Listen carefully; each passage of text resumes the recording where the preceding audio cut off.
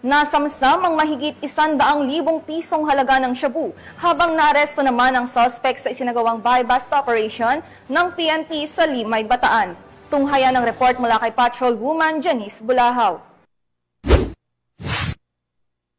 Timbog ang isang drug suspect matapos ang ikinasang buy-bust operation ng mga operatiba ng Limay Municipal Police Station at Bataan Provincial Drug Enforcement Unit sa Barangay Lamao, Limay, Bataan.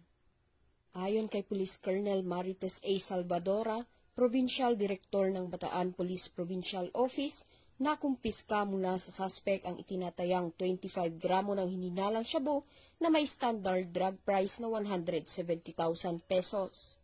Kasunod ng pagkakaaresto, agad na dinala sa kustodiya ng Limay Municipal Police Station ang suspect at ang mga ebidensya para sa kaukulang dokumentasyon at disposisyon.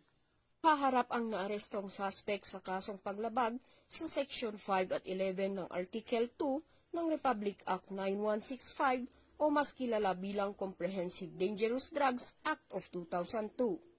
Patuloy ang pinaigting na kampanya ng Bataan Police Provincial Office laban sa ilegal na droga bilang suporta sa direktiba ng pamahalaan tungo sa ligtas at maayos na pamayanan.